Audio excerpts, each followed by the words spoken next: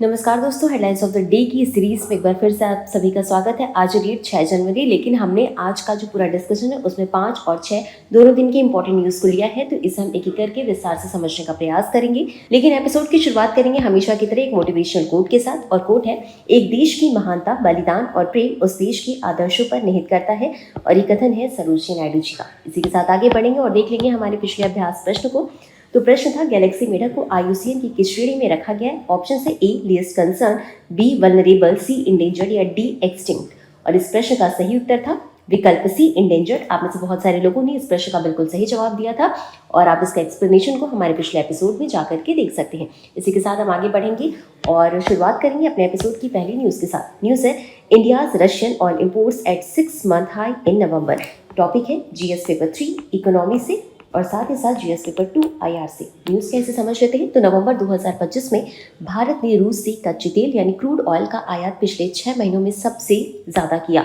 इसका मतलब है कि पिछले आधे साल में नवंबर ऐसा महीना रहा जब भारत ने रूस से अधिक तेल खरीदा। इस महीने रूस से तेल आयात और कीमत दोनों के हिसाब से बढ़ा है। भारत के कुल तेल आयात में रूस की हिस्सेदारी 35.1% हो गई लगभग, यानी भारत जो भी तेल बाहर से खरीद रहा है उसका लगभग 1/3 से ज़्यादा सिर्फ रूस से आ रहा है। वहीं वाणिज्य एवं उद्योग मंत्रालय के आंकड़ों के अनुसार नवंबर 2025 में भारत ने रूस से 77 लाख टन तेल खरीदा। यह भारत के कुल तेल आयात का 35.1% हिस्सा था और ये मात्रा नवंबर 2024 से लगभग 7% ज्यादा थी। और मई 2025 के बाद सबसे ऊंचा स्तर था। भारत ने नवंबर 2025 में $3.7 अरब मूल्य का रूसी तेल आयात किया, जो उसके तेल आयात बिल का 34% था। अगस्त 2025 में अमेरिका ने रूस से तेल के आयात पर दंड के रूप में भारत के आयात पर टैरिफ 25% से बढ़ाकर 50% कर दिया।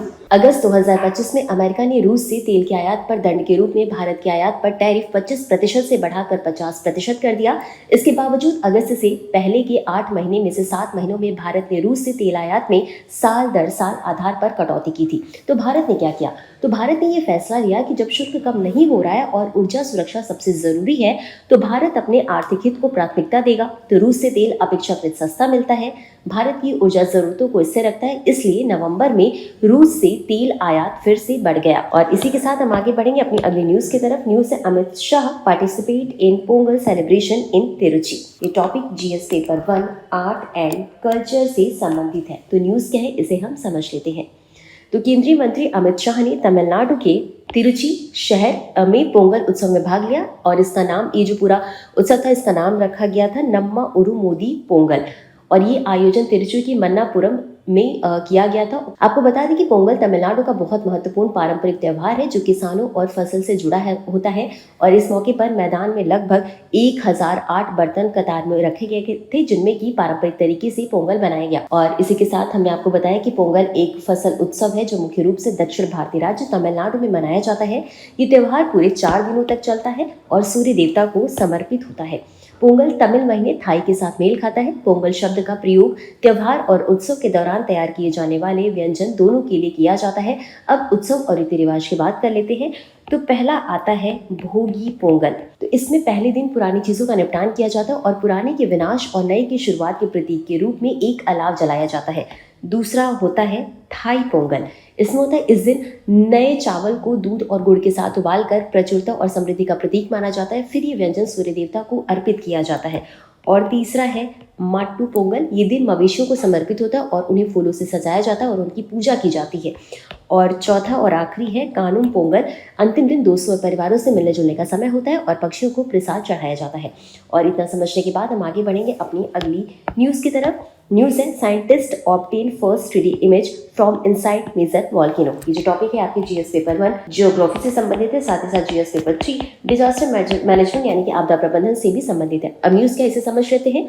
तो वैज्ञानिकों ने मेक्सिको की एक बहुत ही सक्रिय ज्वालामुखी जिसका नाम है पोपोकाटेपेटल ज्वालामुखी, इसके अंदर की पहली 3D तस्वीरें तैयार की हैं। और ये पहली बार हुआ है कि इस ज्वालामुखी को अंदर से इतनी गहराई और स्पष्टता के साथ देखा गया है। ये ज्वालामुखी बहुत खतरनाक माना जाता है क्योंकि इसके 100 किलोमीटर के दायरे में लगभग 2.5 करोड़ लोग रहते हैं और अगर बड़ा विस्फोट हुआ तो घर, स्कूल, अस्पताल और यहाँ तक कि 5 हवाई अड्डे भी प्रभावित हो सकते हैं।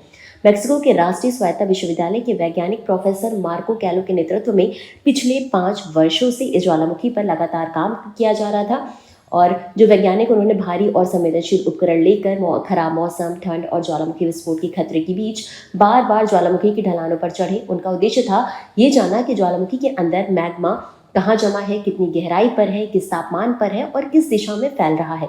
अब ज्वालामुखी के अंदर लगातार चट्टानें हिलती हैं, गैसें निकलती हैं, लावा और पानी मौजूद रहता है। ये सब भूकंपीय तरंगे पैदा करती हैं। इसलिए वैज्ञानिकों ने इसमें भूकंप मापी यंत्र लगाए। ये यंत्र जमीन के कंपन को हर सेकंड 100 बार मापते हैं।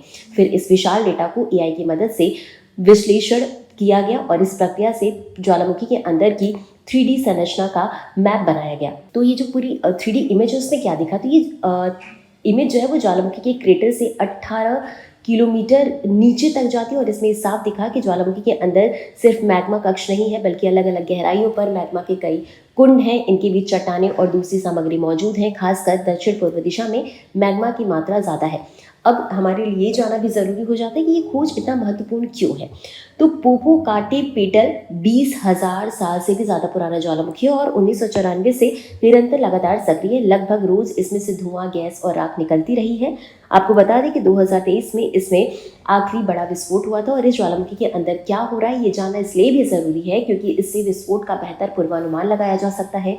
सरकार और प्रशासन को समय रहते लोगों को सुरक्षित निकालने में मदद मिलती है और आपदा प्रबंधन ज़्यादा प्रभावी बनता है। और इसी के साथ हम आगे बढ़ेंगे अपनी अगली न्यूज़ की तरफ। न्यूज़ है old alliance new markets two path formula for export growth. ये आपकी जीएस पेपर 2 IR और जीएस पेपर 3 इकोनॉमी से संबंधित है। न्यूज़ क्या है इसे समझ लेते हैं। तो अमेरिका के द्वारा लगाए गए ज़्यादा टैरिफ यानी टैक्स की वजह से भारत के कुछ निर्यात उत्पादों को नुकसान हुआ, लेकिन इसके बावजूद भारत का कुल निर्यात बढ़ा हुआ बना रहा। तो भारत ने आखिर ये किया कैसे? तो भारत ने दो तरफा फॉर्मूला अपनाया। पुराने व्यापार साझेदारों से रिश्ते मजबूत किए और नए देशों, नए बाजारों में निर्यात बढ़ाया। और इसलिए कहा गया कि पुराने गठबंधन और नए बाजार मिले तो निर्यात वृद्धि का फॉर्मूला बना, यानी कि दो तरफा फॉर्मूला यही है। अब इससे संबंधित कुछ महत्वपूर्ण बातों को भी समझ लेते हैं। तो अमेरिका ने कुछ भारतीय उत्पादों पर टैरिफ बढ़ा दिए। इससे भारत से अमेरिका जाने वाले कुछ सामान महंगे हो गए। नतीजा ये हुआ कि कुछ सेक्टर में अमेरिका का निर्यात घट गया। फिर भी भारत का निर्यात बढ़ा कैसे? इसके दो कारण हैं। पहला ये कि कुछ सामान पर टैरिफ का असर नहीं पड़ा, सभी चीज़ों पर टैरिफ नहीं लगा था, जिसमें कि स्मार्टफोन और टेलीकॉम उपकरण थे। इन पर अमेरिका ने ज़्यादा टैक्स नहीं लगाया था। तो नतीजा क्या हुआ कि अमेरिका को स्मार्टफोन निर्यात जो है वो 237% बढ़ा और इलेक्ट्रिकल मशीनरी का निर्यात भी 15% बढ़ा और इसी वजह से अमेरिका को कुल निर्यात में गिरावट नहीं दिखी। अब जिन चीज़ों को नुकसान हुआ उनके लिए नए बाजार ढूंढे गए। अब बात करते हैं उन चीज़ों की जिन पर टैरिफ का बुरा असर पड़ा। तो अमेरिका को निर्यात घटा। मोती और कीमती पत्थर में 78.5% की गिरावट देखने को मिली। सोने के आभूषण में 39% की गिरावट देखने को मिली। सूती कपड़े में 23% की गिरावट, समुद्री उत्पाद में 17% की गिरावट और रेडीमेड सूती परिधान में 4.6% की गिरावट देखने को मिली। लेकिन भारत ने सिर्फ अमेरिका पर निर्भर होने के बजाय यूरोप, चीन और नए देशों में निर्यात बढ़ा दिया। अब कुछ और इससे संबंधित बातों को समझ लेते हैं। तो अमेरिका को निर्यात घटा, लेकिन कुल समुद्री निर्यात 17% बढ़ गया। कुल समुद्री निर्यात 17% बढ़ा। चीन को 23% वृद्धि देखने को मिली। स्पेन को पहली बार $50 मिलियन इससे ज्यादा का निर्यात हुआ। बेल्जियम को 124% की वृद्धि हुई। नीदरलैंड को 56% की, जर्मनी को 65% की और इटली को 23% की वृद्धि हुई। इसका मतलब ये है कि अमेरिका में नुकसान हुआ, लेकिन यूरोप और चीन ने इसकी भरपाई कर दी। अब निष्कर्ष के तौर पर आप ये समझ सकते हैं कि अमेरिका के टैरिफ से कुछ सेक्टर प्रभावित हुए, लेकिन भारत ने नए बाजारों में निर्यात बढ़ाकर और पुराने साझेदारों से रिश्ते मजबूत करके कुल निर्यात को गिरने नहीं दिया। और इसी के साथ आगे बढ़ेंगे और देखेंगे अपनी अगली और अंतिम न्यूज़ को। न्यूज़ है पुलिस इन state step up social media monitoring. तो न्यूज़ क्या है इसे हम समझ लेते हैं। तो भारत की अलग अलग राज्यों में पुलिस ने सोशल मीडिया की निगरानी बहुत बढ़ा दी है। आपको बता दें कि पिछले 5 सालों में सोशल मीडिया पर नजर रखने वाली विशेष पुलिस इकाइयां यानी कि सेल की संख्या 2020 में 262 से बढ़कर 2024 में 365 हो गई है। अब पुलिस का ये कहना है कि अपराध का तरीका बदल गया है, इसलिए पुलिस भी अपना तरीका बदल रही है। अब तो ये समझते हैं कि सोशल मीडिया निगरानी सेल होती क्या है। तो इसका काम होता है Facebook, Instagram, WhatsApp, Twitter, Snapchat जैसे प्लेटफॉर्म पर अफवाह, नफरत फैलाने वाले पोस्ट, हिंसा भड़काने वाली बातें, फर्जी खबरें और अपराध से जुड़े संकेत पर नजर रखना। इसका मतलब ये है कि अपराध अब सिर्फ सड़क पर नहीं, मोबाइल और इंटरनेट पर भी हो रहा है। वहीं पुलिस अधिकारियों के अनुसार अब दंगे, अफवाह, साइबर अपराध, ठगी, कट्टरता फैलाना सब कुछ सोशल मीडिया से शुरू हो जाता है और इसलिए पुलिस ने अलग अलग राज्यों में खास टीमें बनाई हैं जो सिर्फ सोशल मीडिया को मॉनिटर करती है।